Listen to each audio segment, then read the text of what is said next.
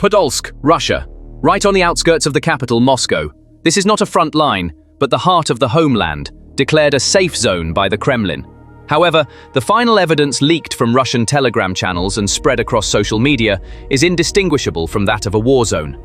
Messages typed with trembling, frozen fingers document an internal collapse. No water, no electricity, no heating. This is not speculation, but a painful reality experienced by millions of Muscovites. The Kremlin's special military operation propaganda froze to death that night in the icy pipes of Podolsk's apartment buildings. September. These images are not from the Eastern Front in Ukraine, from Kharkiv. The ice sculpture you see on the screen is the exterior of what was once a warm apartment building. This is Podolsk, just a few kilometers from Moscow. And this winter, the war came to Russia's doorstep like this. While the Kremlin used energy as a weapon to bring Ukraine to its knees, the eyes of the world were on the missiles and tanks. But the real battle was being fought silently and deeply within Russia's own lifelines. Now, in the fourth and most brutal winter of the war, Putin's strategy has backfired with one of history's greatest ironies. The weapon designed to freeze Ukraine has turned its barrel around and is now shooting its owner. This is no accidental malfunction. It is the inevitable result of decades of decaying infrastructure being sacrificed to feed the war machine. For millions of Russian citizens, the war is no longer a propaganda show watched on television. It is a bone-chilling cold felt inside their homes. To understand the origins of this total collapse, we must look beyond a burst pipe or a burning transformer and examine the first domino that started the chain reaction, the Kremlin's deliberate choices. This catastrophe is not an accident, but the physical manifestation of a series of decisions signed on paper with priorities clearly defined. Vladimir Putin announced that he was raising defense spending to a record level unseen since the Cold War, exceeding 7% of gross domestic product. However, who would pay this price was quietly hidden in the footnotes of the budget.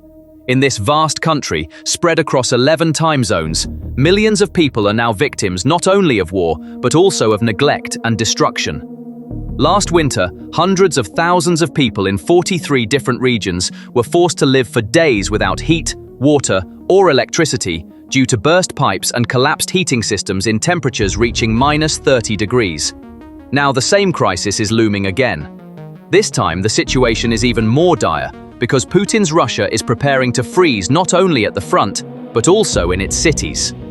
The energy infrastructure has collapsed, municipalities have gone bankrupt, and local governments are powerless. The timeline of the collapse proves how the Kremlin ignored the impending disaster. The first step of the operation took place at a civilian testing ground like Belgorod. It is the main command and supply center of Russia's southern military district. The disruptions here hit railway control centers, military command shelters, and communication relays more than civilian homes. Ukraine proved that it could target not only civilian morale, but also the nervous system of the Russian war machine. In mid-October, the nature of the operation changed. The target was no longer the border regions, but Russia's strategic depth. On October 16th, the media ran headlines such as, "Lights out in 3 regions." The focus of the operation was the Balashov transformer station in the Volgograd Oblast. This strike was different from the previous pinprick attacks. It signaled the beginning of a strategic stranglehold targeting key resources. This strike was the first blow to the backbone of the Russian energy grid. And just 48 hours after the preparatory strike on October 16th, on October 18th, the strategic checkmate move came. This was the keystone of the entire operation. Ukrainian drones destroyed the Veshkaima 500 kilovolt main substation, located approximately 1,500 kilometers from Kiev and more than 900 kilometers deep inside Russia. The importance of this target cannot be overstated. A 500 kilovolt substation is the toll booth of the national grid. It was the main hub where tens of thousands of megawatts of power from the Zhigulevskaya HPP, one of Russia's largest hydroelectric power plants, were distributed to all of central Russia, including military facilities. This demonstrated that Russian air defense no longer provides functional deterrence, serving only propaganda value. The conclusion reached by independent analyses was brutal. Russia's systemic inadequacy in protecting critical infrastructure is no longer just a military problem, but a direct existential threat to Moscow. The castle walls have fallen, And now, Muscovites are directly paying the price for the collapse of this analyzed military strategy and strategic chess game. The war has moved from propaganda posters and television screens to striking the sockets and radiators in Moscow's luxury suburbs. This is a textbook example of a collapse of the home front. Before the final collapse on October 21st, the first tremor occurred on October 10th. In the prestigious area known as New Moscow, where the regime's wealthy and loyal elite live, dozens of homes were left without electricity. The Kremlin's response was an admission of panic. First, they lied about an emergency and a technical malfunction. But this lie collapsed immediately. As the data also confirmed, this outage occurred while the smoke from the power plant fires in Belgorod and Rostov was still rising. The public knew this was no accident. Local reports stated that the accident could not be resolved. This simple statement concealed the scale of the disaster. The reason it could not be resolved was that the system was already in a state of critical instability due to the Veshkaima strikes. The grid's reserve capacity was gone. The plunging of New Moscow into darkness was symbolic. It was the first sign that even the regime's most loyal supporters could no longer be protected. It was the first major crack in the Kremlin's wall of propaganda. If New Moscow was the first tremor, Podolsk was the final earthquake. After the strikes on October 21st, social media images from this Moscow suburb documented the collapse of civil society. No water, no electricity, no heating. These three no's are a domino effect. In a modern city, these systems are interconnected. After Smolensk and Bryansk was hit, the power grid collapsed. Without electricity, the municipal Volgograd water pumping stations stopped. Water could no longer be pumped to the upper floors of buildings. Without electricity, the boiler rooms and circulation pumps of regional heating plants, such as Kotelnaya, did not work. This disaster occurred in October, just as winter was approaching. This is not a loss of comfort, but a crisis of survival. And at the root of this crisis lay a report published months earlier by the Ukrainian media, but labeled propaganda by the Kremlin. This report documented that Russian civilian infrastructure was filled with 70% decayed equipment and was in a systemic crisis. This infrastructure, neglected for years and hollowed out by corruption, was already hanging by a thread. Ukraine's strategic attacks did not create this decayed system. They merely executed it.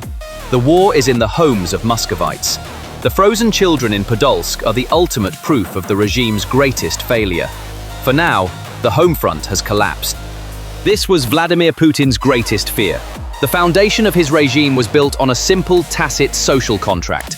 This contract was, "Give me your political obedience, and I will provide you with stability, security, and prosperity for Moscow." For years, this contract worked. The price of the war was paid by the poor regions of Siberia and the Far East. The soldiers sent to the front came from Buryatia and Dagestan. Moscow, meanwhile, remained isolated from this war, continuing to live in a glittering bubble. The Kremlin deliberately shielded the capital from the hardships of war because it feared the political consequences. One protest in Moscow was more dangerous than 10 protests in Siberia. Therefore, Moscow's stability was vital to the regime's survival. They can no longer protect it. Ukraine's Choke Moscow operation is more than a tactical success. It is a strategic checkmate. This is a strategy that directly bursts Putin's Moscow bubble. The darkness in New Moscow and the cold in Podolsk are no longer just technical problems. They are a political inferno. This situation has also fueled anger against the regime. Moscow residents, who watch the Ukrainian people freeze on television, are now freezing themselves and beginning to question the regime's competence. This is the application of the psychological warfare strategy to the home front. However, the cruelest irony of this strategic move is that Ukraine stole this tactic directly from Russia's own playbook. As a report published on October 12th also highlights, Russia has been conducting a systematic campaign of energy infrastructure attacks against Ukraine's power grid since the first days of the war. Their goal was to freeze the Ukrainian civilian population in the middle of winter and bring down the Kiev regime. They failed. Ukraine decentralized, repaired, and resisted its grid under attack. Now, Ukraine has taken this weapon, developed it, and turned it directly at the heart of the Kremlin. As independent analysts reported, Russia's energy infrastructure was 70% rotten and hyper-centralized. It was fragile, cumbersome, and riddled with corruption.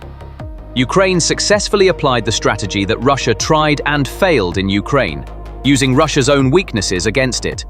Putin's energy weapon backfired and became the feared thing. The war was no longer just a special operation, but a frozen reality unfolding in the middle of Moscow's living room.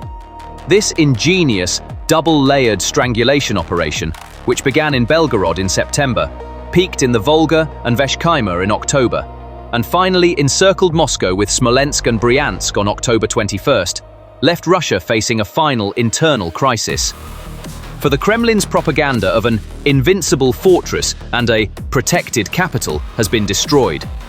Moscow's lights are going out, Podolsk is freezing, and the Kremlin is merely watching as the war comes to its own doorstep and the ultimate internal chaos unfolds. So, what are your thoughts on this matter? Please share your thoughts in the comments. To stay updated on new videos, please subscribe to our channel and don't forget to turn on notifications. Thank you for watching.